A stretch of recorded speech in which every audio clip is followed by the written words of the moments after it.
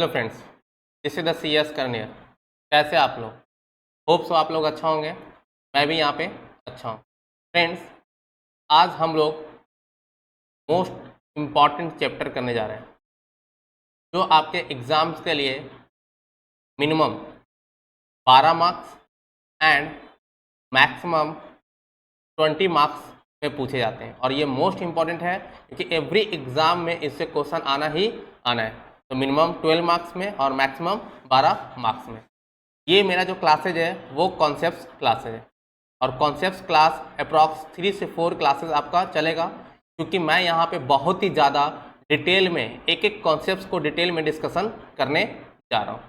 तो सबसे पहले हम बात करते हैं कि सर फाइनल अकाउंट्स में है ना, हम लोग क्या पढ़ रहे हैं?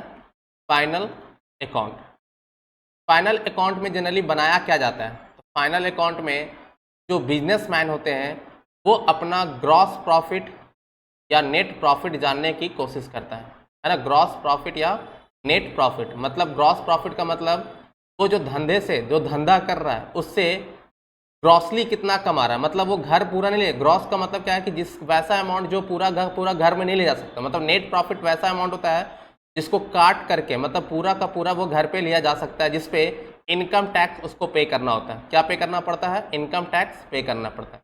और ग्रॉस प्रॉफिट वैसा अमाउंट होता है जिससे उस बंदे को और भी बहुत सारा एक्सपेंसेस करना होता है। इसका मैं डिटेल में एनालिसिस करूंगा, बट अभी मैं सिंपली बता रहा हूँ। तो फाइनल अकाउंट में हमको जनरली जानना होता है, मतलब बिजनेसमैन को जनरली जानना होता है कि ग्रॉस प्रॉफिट उसका क्या है, नेट प्रॉफिट क्या है और बिजनेस का पोजीशंस क्या है। क्या बिजनेस का पोजीशंस क्या है? तो बिजनेस का पोजीशंस वो बैलेंस शीट बना करके जानेगा कि उसका बिजनेस का क्या पोजीशंस है। तो ग्रॉस प्रॉफिट कैसे जानेगा वो? तो ग्रॉस प्रॉफिट ट्रेडिंग अकाउंट्स बनाकर जानेगा, है ना। अगर वो ट्रेडिंग अकाउंट बनाएगा तो उससे उसको ग्रॉस प्रॉफिट का पता चल जाएगा। नेट प्रॉफिट कैसे जानेगा वो? तो net profit profit and loss accounts बनाकर पता चलेगा कि वो उसका नेट प्रॉफिट कितना आया है ना। और लास्ट बिजनेस पोजीशन कैसे जानेगा वो? तो बिजनेस पोजीशन वो बैलेंस शीट बना करके जानेगा। ठीक है। तो इससे पहले मैं इसका डिस्कशन करने से पहले मैं कुछ बिजनेस के बारे में आपको बता दे रहा हूँ कि जनरली लोग जो बिजनेस करते हैं वो जनरली 2 टाइप का बिजनेस करते हैं। जनरली कितने टाइप का बिजनेस करते हैं? 2 टाइप का। एक तो ट्रेडिंग का बिजनेस करते हैं। ट्रेडिंग मतलब ट्रेडर्स जो होते हैं वो क्या करते हैं? फिनिश गुड्स, मतलब जो बना बनाया गुड्स होता है उस फिनिश गुड्स को वो बाई करता है ना, बाई करता है और उस पर कोई भी प्रोसेस नहीं करता, उस पर कोई भी प्रोसेस नहीं करता, सिर्फ फिनिश गुड्स को बाई करता है और सेम फिनिश गुड्स को मार्केट में सेल कर देता है। वो क्या कहलाता है? ट्रेडर कहलाता है। और एक होता है मैन्युफैक्चरर। एक कौन होता है? मैन्युफैक्चरर। वो क्या करता है मैन्युफैक्चरर कि रॉ मटेरियल को मार्केट से बाई करता है, फिर उस पर प्रोसेस करता है और फिर उसको फिनिश गुड्स बना करके मार्केट में सेल करता है। फिनिश गुड्स बना करके मार्केट में सेल करता है इस फिनिश गुड्स।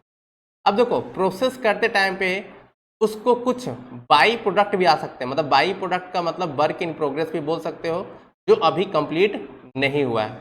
ठीक है ना। इसको क्या बोल सकते हो? वर्क इन प्रोग्रेस भी बोल सकते हो और इसे सेमी फिनिश गुड्स भी बोल सकते हो। सेमी फिनिश गुड्स भी बोल सकते हो। ठीक, जैसे एग्जांपल बता रहा हूँ। एक मैन्युफैक्चरर है, एक वो शुगर बनाना चाहता है। एक मैन्युफैक्चरर इसका फिनिश गुड्स क्या है? शुगर बनाना चाहता है। फिनिश गुड्स में वो शुगर बनाना चाहता है। अब बताओ, शुगर के लिए ये मैन्युफैक्चरर का रॉ मटेरियल क्या होना चाहिए? ये मैन्युफैक्चरर के लिए रॉ मटेरियल होगा क्या? Sugar cane. ठीक, शुगर केन। अब बताओ, शुगर केन को प्रोसेस कर रहा है वो। शुगर केन को बीच में क्या करेगा? प्रोसेस करेगा इस पे, है ना। अब फिर जाकर के क्या बनेगा? शुगर बनेगा। अब बताओ, प्रोसेस करते टाइम पे इसके पास क्या क्या आ सकता है? मॉलिसिस आ सकता है। मॉलिसिस का मतलब होता है गुड़। ठीक है ना। इसके पास गुड़ आ सकता है, मतलब ये जब शुगर केन को प्रोसेस करेगा तो उससे गुड़ बन सकता है। ठीक, जैगरी बन सकता है ना। जैगरी मतलब मीठा होता है। ठीक है ना, मतलब यही गुड़ मीठा समथिंग। तो जब शुगर केन को ये प्रोसेस करेगा तो बीच में क्या आ सकता है? मॉलिसिस आ सकता है और जैगरी आ सकता है। और लास्ट में इसको जब प्रोसेस मतलब पूरा फाइनली प्रोसेस होगा तब जाकर के ये क्या बनेगा, शुगर बनेगा। तो मार्केट में लेट से शुगर बिक रहा है 45 रुपया केजी, 45 रुपये केजी। तो हो सकता है ये जो जैगरी और मॉलिसिस है इससे कम प्राइस में ये बिकेगा। और ये बिजनेसमैन के लिए जैगरी और जो मॉलिसिस है ये बिजनेसमैन के लिए क्या कहलाता है, बाई प्रोडक्ट कहलाता है। तो बाई प्रोडक्ट भी बोल सकते हो, सेमी फिनिश गुड्स भी बोल सकते हो और WIP भी बोल सकते हो। ठीक है, उसी टाइप से मान लेते हैं कोई बिजनेस मिल्क का करता है, ठीक, मिल्क का करता है, ठीक ना। तो मिल्क जब करता है तो आप देखते हो मिल्क से बहुत सारे भी चीज़ बनते हैं, है ना, मिल्क से बहुत सारे चीज़ बनते हैं। अब मिल्क से कर्ड भी बनता है, दही भी बनता है, बहुत सारा चीज़ बनता है और मिल्क से दही बनता है। अब दही को बेचने के लिए आप देखते हो मार्केट में मिल्क शेक आता है, बहुत सारा चीज़ आता है, ठीक है ना। तो वो सब चीज़ क्या कहलाता है, बाई प्रोडक्ट, ये सब कहलाता है। और जनरली बाई प्रोडक्ट को हम लोग स्क्रैप भी बोल सकते हैं, लेकिन जनरली स्क्रैप नहीं बोला जाता है। जैसे आपने सुना होगा, है ना, मिल्क से, है ना, मिल्क फ्रूट एक आता है, क्या बोलते हैं जिसको हम लोग छाछ बोलते हैं, है ना, छाछ बोलते हैं। तो वो क्या है, वो एक तरह से मिल्क से अगर आप कर्ड बना रहे हैं, ठीक है, और एक छाछ आता है ना, जो मार्केट में जिसका रेट बहुत ज़्यादा सस्ता होता है, ठीक है ना, बहुत सस्ता होता है, उसको आप बाई प्रोडक्ट भी बोल सकते हैं, ठीक है, या फिर स्क्रैप भी बोल सकते हैं। बस जनरली जो भी बोलना है, जनरली इसका नाम बहुत सारा है, बाई प्रोडक्ट भी बोल सकते हैं, सेमी फिनिश गुड्स भी बोल सकते हैं और WIP बोल सकते हैं। मैं आपको इतना डिटेल में क्यों पढ़ा रहा हूँ, क्योंकि आपको दोनों की तरफ से, मतलब सिंपल आपको ट्रेडर्स के व्यू से भी आपको यहाँ पे अकाउंटिंग करना है और मैन्युफैक्चरर के व्यू से भी आपको अकाउंटिंग करना है। तो सबसे पहले मैं यहाँ पे आपको जो अकाउंटिंग सिखाने वाला हूँ वो ट्रेडर्स के व्यू से सिखाने वाला हूँ। अब जब ट्रेडर्स के व्यू से अकाउंटिंग खत्म हो जाएगा तो मैं आपको पास आऊँगा मैन्युफैक्चरर के व्यू से। तो मैं यहाँ पे जो अकाउंटिंग सिखाने वाला हूँ वो पहले ट्रेडर्स के व्यू से सिखाने वाला हूँ। ट्रेडर्स, अब ट्रेडर्स अपने फाइनल अकाउंट में क्या क्या बनाएगा, तो मैंने बताया था ट्रेडर्स अपने फाइनल अकाउंट में ट्रेडिंग अकाउंट बनाएगा, दूसरा प्रॉफिट एंड लॉस अकाउंट्स बनाएगा और तीसरा बैलेंस शीट बनाएगा। ट्रेडिंग अकाउंट्स बनाने के बाद वो क्या जानेगा, तो वो जानेगा ग्रॉस प्रॉफिट या उसके बिजनेस से ग्रॉस लॉस कितना आया। ठीक, मैं इसका डिटेल में डिस्कशन करूँगा, ग्रॉस प्रॉफिट क्या होता है, ग्रॉस लॉस क्या होता है। जब मैं इसका फॉर्मेट बताऊंगा तो आपको बताऊंगा कि ग्रॉस प्रॉफिट क्या होता है और क्या ग्रॉस लॉस होता है। Simple, profit and loss account से वो क्या जानेगा, प्रॉफिट एंड लॉस अकाउंट से नेट प्रॉफिट जानेगा या फिर नेट लॉस को पता चलेगा, नेट प्रॉफिट या नेट लॉस। तीसरा बैलेंस शीट से उसको क्या पता चलेगा, तो बैलेंस शीट में एसेट्स एंड उसके लायबिलिटी का पोजीशन पता चलेगा। क्या पता चलेगा, एसेट्स एंड लायबिलिटी का पोजीशन पता चलेगा कि उसके पास कितना एसेट्स है और कितना लायबिलिटी है। ठीक है, होप सो आपको क्लियर हो रहा है। अब हम बात करते हैं सबसे पहले ट्रेडिंग अकाउंट का, है ना, फॉर्मेट बताते हैं। ट्रेडिंग अकाउंट, ट्रेडिंग अकाउंट का फॉर्मेट क्या होता है, तो बहुत ही सिंपल है। देखो, ट्रेडिंग अकाउंट कौन बनाता है, तो मैंने बताया ट्रेडिंग अकाउंट ट्रेडर्स बनाता है। ठीक, जो ट्रेडर्स जानना चाहता है कि मैं जो बिजनेस कर रहा हूँ उससे मैं ग्रॉसली कितना पैसा कमा रहा हूँ। ठीक, ग्रॉसली कितना पैसा कमा रहा हूँ, इसका जो फॉर्मेट जनरली बनता है उसमें लिखते हैं पार्टिकुलर्स, ठीक, अमाउंट, पार्टिकुलर्स और अमाउंट। ये साइड डेबिट साइड है और ये साइड क्रेडिट साइड है।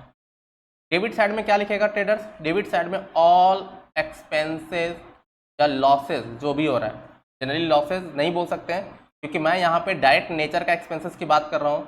तो जितना भी ऑल डायरेक्ट एक्सपेंसेस होगा, डायरेक्ट एक्सपेंसेस जो होगा किसका, ट्रेडर्स का। डायरेक्ट एक्सपेंसेस का मतलब डायरेक्टली एट्रीब्यूटेबल कॉस्ट, क्या, directly attributable cost. Directly attributable cost वैसा कॉस्ट होता है जो उस प्रोडक्ट को बेचने में खर्च होगा ही होगा। जो आप प्रोडक्ट बेच रहे हैं उस प्रोडक्ट को बेचने में खर्च होगा ही होगा, उसको हम लोग बोलते हैं डायरेक्टली एट्रीब्यूटेबल कॉस्ट। और क्रेडिट साइड में क्या होगा, ऑल इनकम। ऑल इनकम तो नहीं बोल सकते, जो तुम्हारे धंधे से इनकम आ रहा है, मेन इनकम, मतलब तुम्हारा जो धंधा है ना, जो तुम्हारा धंधा है उससे जो इनकम आ रहा है, ठीक, जो तुम्हारे बिजनेस से जो इनकम आ रहा है वो इनकम को हम लोग ट्रेडिंग अकाउंट में लिखते हैं। और यहाँ पे डेबिट साइड में क्या लिखते हैं, ऑल डायरेक्ट एक्सपेंसेस, जितना भी डायरेक्ट नेचर का एक्सपेंसेस होता है उसको हम लोग डेबिट साइड में लिखते हैं। होप सो आप लोग को क्लियर हो गया होगा। ठीक है, तो डेबिट साइड में मैंने बता दिया ऑल डायरेक्ट एक्सपेंसेज, जो डायरेक्टली एट्रीब्यूटेबल कॉस्ट होता है, मतलब उस प्रोडक्ट को बेचने में वो कॉस्ट लगेगा ही लगेगा। और तुम्हारा क्या है, इधर क्या लिखाएगा, मेन इनकम, जो तुम्हारे धंधे का इनकम, जैसे सिर्फ सेल्स जो तुमने प्रोडक्ट लाया है फिनिश गुड, उसको बेचने में जो बेच करके जो इनकम आ रहा है वो लिखेंगे। और जो तुम्हारे धंधे में जो तुमने जो फिनिश गुड्स लाया है, ठीक है, उसमें से कुछ खराब हो गया तो वो हो गया स्क्रैप। ठीक, स्क्रैप को भी बेचने से जो इनकम आएगा वो भी यहाँ पे ही लिखेंगे। हो सकता है आपको क्लियर हो गया होगा। मैं यहाँ पे स्क्रैप किसकी बात कर रहा हूँ, जो आपने फिनिश गुड्स खरीदा है वो मान लेते हैं कुछ बेकार हो गया, लाने में कुछ खराब हो गया, ठीक, तो उसको वो तो मार्केट में फुल रेट में तो बिकेगा नहीं, इस सिचुएशन में उसको एज ए स्क्रैप हमको मार्केट में बेचना पड़ता है और उससे भी जो इनकम आएगा वही यहाँ पे लिखा जाएगा। इसके अलावा और कोई इनकम नहीं आएगा। कोई भी इनडायरेक्ट नेचर का इनकम, इनडायरेक्ट नेचर का मतलब जो बिजनेस के अलावा आपका कोई इनकम आ रहा है, मान लेते हैं आप पैसा कमाए, बिजनेस से पैसा कमाए, और बिजनेस से पैसा कमाए वो आपने बैंक में जमा कर दिया, तो बैंक में जमा करने से जो आपको इंटरेस्ट मिल रहा है वो इंटरेस्ट आपका इनकम तो कहलाएगा, बट वो इनकम यहाँ पे नहीं आएगा।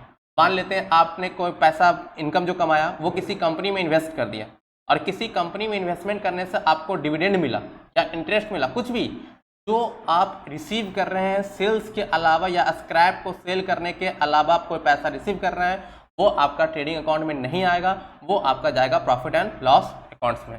होप सो आपको क्लियर है।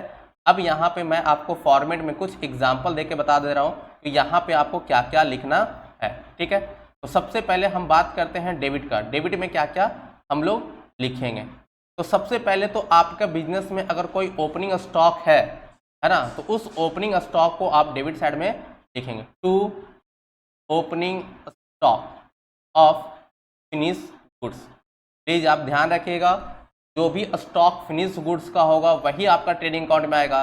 जो फिनिश गुड्स नहीं है, जैसे stock of, opening stock of raw material, ठीक, opening stock of semi finish goods या WIP वर्क इन प्रोग्रेस, ये आपका फिनिश गुड्स नहीं है, इसलिए ट्रेडिंग अकाउंट में नहीं आएगा। तो सर ये कहाँ जाएगा, तो मैं इसका डिस्कशन बाद में करूंगा। ये कहाँ जाएगा, ये जनरली जाता है कहाँ पे, मैन्युफैक्चरिंग अकाउंट में। जनरली क्या, ये मैन्युफैक्चरिंग अकाउंट में ही जाता है ना, ये ट्रेडिंग अकाउंट में नहीं आता। इसका डिटेल डिस्कशन हम लोग बाद में करेंगे जब हम मैन्युफैक्चरिंग अकाउंट्स पढ़ाएंगे। तो सबसे पहले आपको ट्रेडिंग अकाउंट में to opening stock of finish goods लिखना है, ठीक। फिर डेबिट साइड में मैंने बोला था कि ऑल द डायरेक्टली एक्सपेंसेस, जो आपको उस प्रोडक्ट को बेचने में खर्च होना ही है, ठीक है ना। तो डायरेक्टली एक्सपेंसेस सबसे पहले तो आप परचेज करेंगे उस प्रोडक्ट को, तो परचेज किसको करेंगे, फिनिश गुड्स को, तो परचेज यहाँ आप लिखेंगे। अगर आपने कोई रिटर्न कर दिया, गुड्स को रिटर्न कर दिया, जो परचेज आपने गुड्स किया था वो गुड्स क्या हो गया, रिटर्न हो गया, है ना, तो उसको यहाँ से ही माइनस करेंगे, या फिर आप उसको क्रेडिट साइड में भी लिख सकते हैं, कोई प्रॉब्लम नहीं है। इसको और भी आप नाम लिख सकते हैं, परचेज रिटर्न भी बोल सकते हैं, या इसको रिटर्न आउटवर्ड भी बोल सकते हैं। इसका बहुत सारा नाम है, तो आप इस नाम से मतलब मत रखिए, ठीक है ना। क्या हमको रिटर्न करना है, जो गुड्स आपने परचेज किया है, तो जो जितना परचेज किया उसमें से जो भी गुड्स आपने रिटर्न कर दिया तो उसको आप यहाँ से क्या कर देंगे, माइनस कर देंगे। फिर आपको बताया था ऑल डायरेक्ट एक्सपेंसेस का मतलब जैसे मान लेते हैं तो उस गुड्स को बनाने में, बताओ, खरीदने के लिए वेजेस कुछ पेड किया, ठीक है ना, कुछ वेजेस पेड किया, और मतलब जो भी डायरेक्टली एक्सपेंसेस है, ठीक है ना, उस गुड्स को बेचने से रिलेटेड। देखो यहाँ पे हम मैन्युफैक्चरिंग अकाउंट्स नहीं बना रहे हैं, ठीक, तो जितना भी उस गुड्स से रिलेटेड डायरेक्ट नेचर का एक्सपेंसेस होगा वो आपको यहाँ पे लिखना है। तो बेजेस होगा, अगर मान लेते क्वेश्चन में बेजेज एंड सैलरी दिया हुआ है, ठीक, या फिर आपके क्वेश्चन में सैलरी एंड बेजेस दिया हुआ है, तो देखो अगर पहले बेजेस है तो ये मानेंगे कि ये बेजेस मजदूरी से रिलेटेड है, तो ये बेजेस एंड सैलरी आपका ट्रेडिंग अकाउंट में आएगा। और ये सैलरी एंड बेजेस, अगर पहले सैलरी दिया हुआ है तो ये सैलरी प्रॉफिट एंड लॉस है, मतलब कि ये सैलरी बिजनेस से रिलेटेड है, क्योंकि ये सैलरी किसको दिया जाता है, जो बिजनेस, ये सैलरी एम्प्लॉई को दिया जाता है, तो एम्प्लॉई जनरली बड़े लेवल पे होते हैं, इसलिए ये मेरा प्रॉफिट एंड लॉस का पार्ट बनेगा। और बेजेस मजदूर को दिया जाता है, इसलिए ये मेरा ट्रेडिंग अकाउंट का पार्ट बनेगा। तो यहाँ पे हम इसको नहीं लिखेंगे, ये जब हम प्रॉफिट एंड लॉस अकाउंट्स बनाएंगे तो उसमें हम इसको शो करेंगे, ठीक है। और भी एग्जांपल देता हूँ, जैसे लेट से कैरेज इनवर्ड, ठीक, या फिर फ्रेट इनवर्ड। अब देखो इनवर्ड अगर है, अगर उसमें इनवर्ड लगा हुआ है तो वो ट्रेडिंग अकाउंट का पार्ट बनेगा, लेकिन अगर वो आउटवर्ड लगा हुआ है, आउटवर्ड लगा हुआ है तो वो मेरा पीएनएल का पार्ट बनेगा। अब क्यों बनता है पीएनएल का पार्ट, उसका मैं थोड़ा सा लॉजिक डिस्कशन कर लेता हूँ, है ना। जैसे मान लेते हैं ये मेरा कंपनी है, फैक्ट्री है, जो भी समथिंग है ना, मान लेते हैं यहाँ पे मैं बिजनेस करता हूँ, यहाँ पे मैं अपना ट्रेडिंग का बिजनेस करता हूँ। अब यहाँ पे कोई भी प्रोडक्ट मैं खरीदता हूँ, वो मंगाता हूँ यहाँ से, और यहाँ से फिर प्रोडक्ट जो मेरे पास आता है यहाँ पे सेव हो करता है ना, मेरे गोडाउन में सेव होता है, फिर यहाँ से मैं प्रोडक्ट निकालता हूँ और बेचता हूँ कहाँ पे, पब्लिक में, ठीक। तो जब मेरे पास कोई भी प्रोडक्ट आता है उसके लिए जो भी खर्च करता हूँ, जैसे कोई प्रोडक्ट आ रहा है मतलब इनवर्ड हो रहा है, तो कोई भी प्रोडक्ट आ रहा है मेरे पास और इसके लिए कोई भी खर्च करता हूँ, चाहे वो कैरेज इनवर्ड हो, फ्रेट इनवर्ड हो, किसी भी तरह का इनवर्ड हो, उस वो मेरे लिए डायरेक्ट एक्सपेंसेज है, क्योंकि मेरे फैक्ट्री में आ रहा है, इसलिए वो मेरे लिए डायरेक्ट एक्सपेंसेज होता है। और ये मेरा ट्रेडिंग का पार्ट है, क्योंकि मेरे फैक्ट्री में या फिर मेरे बिजनेस में आ रहा है, इसलिए वो मेरा डायरेक्ट नेचर का है, इसलिए मैं उसको क्या करता हूँ, मेरे लिए वो डायरेक्टली नेचर का है, इसलिए मैं उसको ट्रेडिंग अकाउंट में लिखता हूँ। बट यहाँ पे मेरा सेल्स रिलेटेड, देखो ये जो एक्सपेंसेज है ये सारा एक्सपेंसेज परचेज से रिलेटेड है, मैं उसको खरीद रहा हूँ और खरीदने के लिए एक्सपेंसेस कर रहा हूँ, और यहाँ से जो भी एक्सपेंसेस मैं कर रहा हूँ वो मेरा सेल से रिलेटेड होता है, और जब मैं सेल करता हूँ तो उस पर खर्च होता है, ये मेरा डायरेक्ट नेचर का खर्च नहीं होता है, ये मेरा इनडायरेक्ट नेचर का खर्च होता है, इसलिए मैं इसको प्रॉफिट एंड लॉस में लिखूंगा, ना कि ट्रेडिंग अकाउंट में लिखूंगा। तो होप सो आपको क्लियर हो गया कि डायरेक्ट जो भी मेरा कैरेज इनवर्ड होगा, इनवर्ड से रिलेटेड जितना भी चीज़ होगा वो मैं कहाँ पे लिखूंगा, ट्रेडिंग अकाउंट में, और आउटवर्ड से रिलेटेड जितना भी होगा वो मैं लिखूंगा अपने प्रॉफिट एंड लॉस अकाउंट में, ठीक है। होप सो आपको क्लियर है। और भी बहुत सारे एक्सपेंसेस, जैसे फ्यूल एक्सपेंसेस, है ना, फ्यूल एक्सपेंसेस हो गया, इंपोर्ट ड्यूटी हो गया, है ना, इंपोर्ट ड्यूटी हो गया, ये जब जितना भी खर्चेज है ये सारा मेरा डायरेक्ट नेचर का है, तो जो भी यहाँ पे आएगा डायरेक्ट नेचर का एक्सपेंसेस जो भी होगा वो हम सारा यहाँ पे लिखेंगे। मैं एग्जांपल में मदद से, ये मैंने एग्जांपल दिया है, मतलब आपको जो भी है डायरेक्ट नेचर का एक्सपेंसेस जो भी है आपको यहाँ पे ही ट्रेडिंग अकाउंट में लिखना है। होप सो आपको क्लियर हो गया होगा, ठीक है। क्रेडिट नेचर में क्या लिखेंगे, मतलब क्रेडिट साइड में क्या लिखेंगे, तो मैंने बताया था क्रेडिट साइड में आपको मेन इनकम, जो मेन धंधे का इनकम है वो आपको यहाँ पे लिखना है। तो मेन धंधे से इनकम क्या आता है, sales of operation from the business, मतलब जो आप धंधा कर रहे हैं उससे जो इनकम आएगा वो आपको लिखना है। तो बाई सेल्स फ्रॉम ऑपरेशन, है ना, sales from operation, sales from operation, मतलब जो आपका धंधा है उससे जो इनकम आ रहा है वो आप यहाँ पे लिख, सेल्स, अगर कोई रिटर्न हुआ तो उसको रिटर्न माइनस करेंगे, फिर वही रिटर्न का बहुत सारा नाम होता है, सेल्स रिटर्न, ठीक है, या फिर रिटर्न इनवर्ड को बोल सकते हैं, रिटर्न इनवर्ड।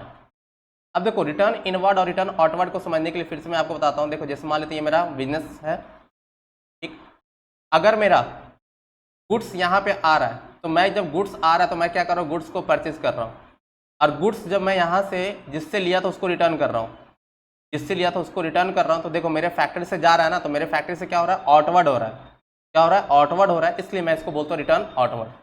अब जब मैं सेल करता हूँ किसी थर्ड पार्टी को, सेल्स हो रहा है तो मेरे पास से गुड्स जा रहा है, अब जब ये मेरे को रिटर्न करता है तो मेरे पास गुड्स आ रहा है, मतलब इनवर्ड हो रहा है, तो ये मेरे लिए क्या कहलाएगा, रिटर्न इनवर्ड, क्या कहलाएगा, रिटर्न इनवर्ड। होप सो आपको क्लियर है, ठीक है। इस लॉजिक से आपको समझना है कि रिटर्न इनवर्ड हो क्या होता है, रिटर्न आउटवर्ड क्या हो जाता है, प्लीज कंफ्यूजन मत होइएगा, ठीक है। अब देखो मैंने क्या बोला, सेल्स से जो इनकम आया वो लिखना है। फिर अगर बात करें कोई स्क्रैप का, है ना, अगर कोई स्क्रैप हुआ है, ठीक, तो स्क्रैप को भी आपको यहाँ पे लिखना है, मतलब स्क्रैप का मतलब स्क्रैप से इनकम आया, मतलब स्क्रैप को आपने सेल्स किया है उसको भी आपको यहाँ पे लिखना है, ठीक।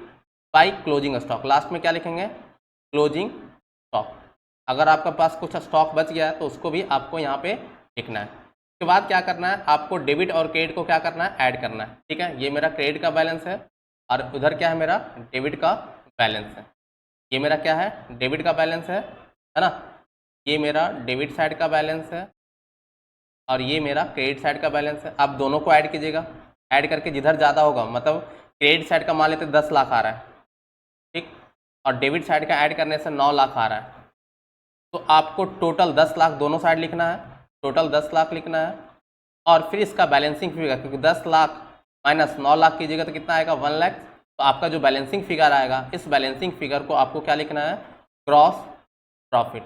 कितना, 1 लाख।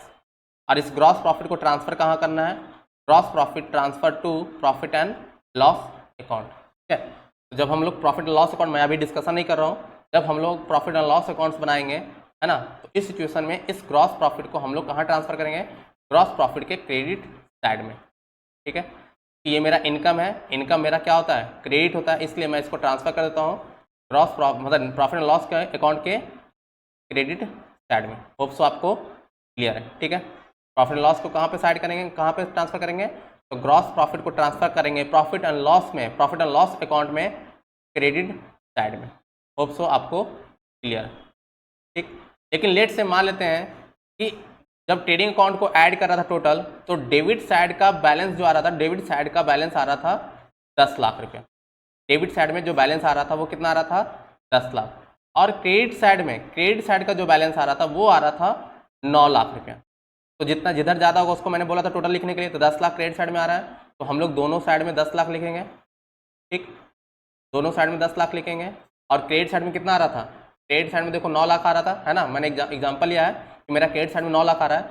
अब बताओ बैलेंसिंग फिगर किधर आएगा, बैलेंसिंग फिगर क्रेडिट साइड में आएगा 1 लाख से। इस क्रेडिट साइड को क्या लिखेंगे, ग्रॉस लॉस लिखेंगे। ठीक, अब इस ग्रॉस लॉस को कहाँ ट्रांसफर करेंगे, इस ग्रॉस लॉस को हम लोग ट्रांसफर करेंगे कहाँ पे, प्रॉफिट एंड लॉस अकाउंट में। कहाँ पे ट्रांसफर करेंगे, प्रॉफिट एंड लॉस अकाउंट में। होप सो क्लियर है। तो इस ग्रॉस लॉस को हम लोग ट्रांसफर करेंगे प्रॉफिट एंड लॉस अकाउंट में। होप सो क्लियर है ना, प्रॉफिट एंड लॉस अकाउंट में ट्रांसफर करेंगे। और इसको कहाँ लिखेंगे, डेबिट साइड में, to gross loss, to gross loss. Hope so clear है। अगर कोई भी कंटेंट में प्रॉब्लम है तो आप मेरे से पूछ सकते हैं। ठीक है ना, और भी यहाँ पे बहुत सारा एक्सपेंसेस आ सकता है एग्जाम्पल में, जैसे डॉक चार्जेस, है ना, डॉक चार्जेस क्या होता है, तो डॉक चार्जेस पोर्ट पे लगता है, पोर्ट जो इंपोर्ट एक्सपोर्ट होता है ना, तो पोर्ट पे डॉक चार्जेस दिया जाता है। ठीक है ना, तो जो भी मतलब सिंपल बता रहा हूँ, तो उस प्रोडक्ट को खरीदने से, जो आप धंधा कर रहे हैं, जिस चीज़ का बिजनेस कर रहे हैं, उस प्रोडक्ट को खरीदने से रिलेटेड जो भी खर्च होगा वो आपको ट्रेडिंग अकाउंट में लिखना है। डायरेक्ट नेचर का जो भी खर्च होगा वो आपको ट्रेडिंग अकाउंट में लिखना है ना। और ट्रेडिंग अकाउंट में एक्सपेंसेस को डेबिट साइड में लिखेंगे, जितना भी एक्सपेंसेस हो उसको हम लोग डेबिट साइड में लिखेंगे। और जितना भी इनकम होगा, मेरे धंधे से जो इनकम होगा, मेन धंधे से, ऑपरेशन से जो मेरा इनकम होगा, है ना, चाहे वो स्क्रैप को बेच के कर रहे हैं, चाहे वो प्रोडक्ट को बेच करके इनकम कमा रहे हैं, तो ये मेरा क्रेडिट साइड में होगा। और लास्ट एक क्लोजिंग अकाउंट्स को भी हम लोग क्रेडिट साइड में लिखते हैं। होप सो आप लोग को यहाँ पे क्लियर हो गया होगा। ठीक है, तो आज की क्लास इतना ही रहने देते हैं। ठीक है, थैंक्स, धन्यवाद। नेक्स्ट क्लास में हम लोग क्या डिस्कशन करेंगे, प्रॉफिट एंड लॉस को डिस्कशन करेंगे, और फिर उसके बाद हम एक एक एडजस्टमेंट सीखें